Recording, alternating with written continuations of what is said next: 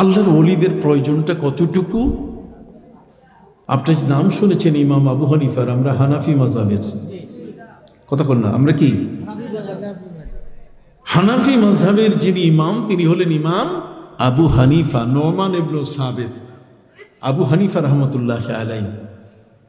তিনি তার জীবনে হায়াত পেয়েছেন 70 বছর। কত বছর? এই 70 বছরে বেচারা লেখাপড়া করছেন এমন, তিনি ছিলেন একজন বাজ্জাজ। বাজ্জাজ শব্দের অর্থ হচ্ছে কাপড় ব্যবসায়ী। ইমাম আবু হানিফা রহমতুল্লাহ আলাইহি ছিলেন কি? কাপড় ব্যবসায়ী। কিন্তু কাপড়ের ব্যবসার সাথে সাথে তিনি লেখাপড়া চালিয়ে গেছেন। তার ওস্তাদের সংখ্যা হলো 4000। কত? 4000 ওস্তাদ। উনি কি কম জানেন? 4000 ওস্তাদ। বাকি ইমাম শাফি রহমতুল্লাহ আলাইহি, শাফি মাযহাবের যিনি ইমাম, তার ওস্তাদের সংখ্যা হলো 80 জন। আর আমাদের ইমাম সাহেবের ওস্তাদের সংখ্যা হলো কত? আর সেই বেচারাকে ওই আহলে হাদিস গুলো গালি দেয়। কথা কথা উনি বলে কিছুই জানে না। উনি ইমাম বুখারীর দাদা উস্তাদ। আমি এর উপরে বই লিখেছি, হাদিস বিশারদ ওলিয়ে কামেল ইমামে আজম আবু হানিফা রহমতুল্লাহ, 550 পৃষ্ঠার উপরে বই আছে আমার। কথা বুঝতে পারছেন? যারা তাকে মনে করে যে উনি শিক্ষিত ছিলেন না, আমি তার শিক্ষা দীক্ষা প্রমাণ করেছি। 4000 ওস্তাদের কাছে যিনি পড়েছেন, তার জ্ঞানের ভান্ডার কত বড়! বিশাল জ্ঞানের ভান্ডার।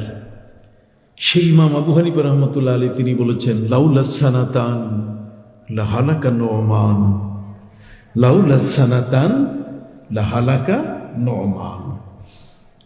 তিনি বলেছেন, আমার 70 বছর জীবনের মধ্যে 4000 ওস্তাদের কাছে জ্ঞানের মহাভান্ডার আমি আহরণ করেছি। কিন্তু আমার জীবনের যদি 2টা বছর আমার না পেতাম আমি, তাহলে আমি ধ্বংস হয়ে যেতাম। আমি আরেকবার আপনাদেরকে বুঝাই বলি, একটু মাথা খাটাইয়া একটু শোনেন। লাউলাস সানাতান লাহালাকা নুমান, যদি আমার জীবনে আমার 2টা বছর, তাহলে 70 বছরের মধ্যে তিনি সবচেয়ে গুরুত্ব দিচ্ছেন কয়টা বছর? 2টা। সবাই বলেন না কয় বছর?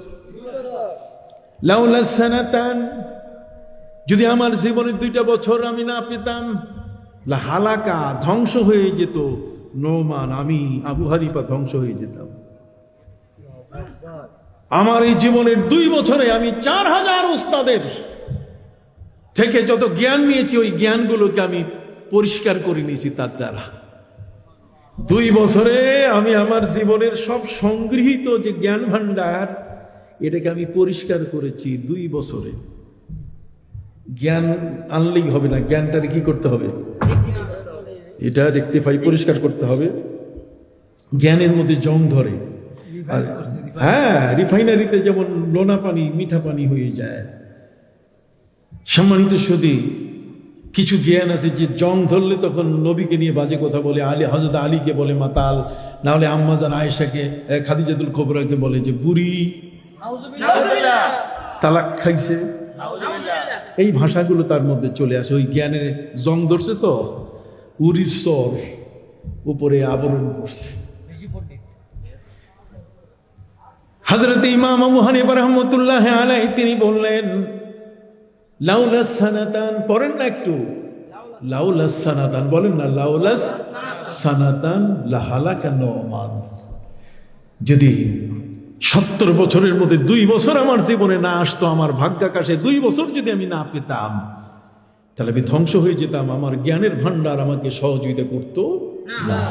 কিন্তু আমার পুরা জীবনের জ্ঞানগুলোকে আমি রিফাইনারিতে দিয়ে এটাকে আমি এমন ভাবে পরিষ্কার পবিত্র করে ফেলেছি, আমার জীবনের 2টা বছর পাওয়ার কারণে। জিজ্ঞেস করা হয়েছে 2টা বছর কি?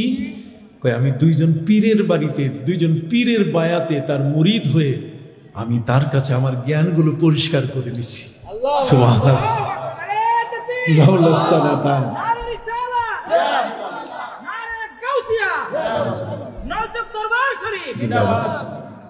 কথাগুলো মনে রাখবেন। জি,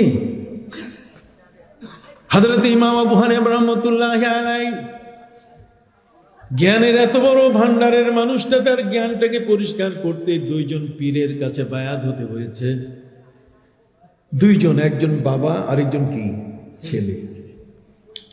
বাবা হলেন ইমাম বাকির রহমতুল্লাহ আলাই, আর ছেলে হলেন হজরতে জাফর সাদিক রহমতুল্লাহ আলাই।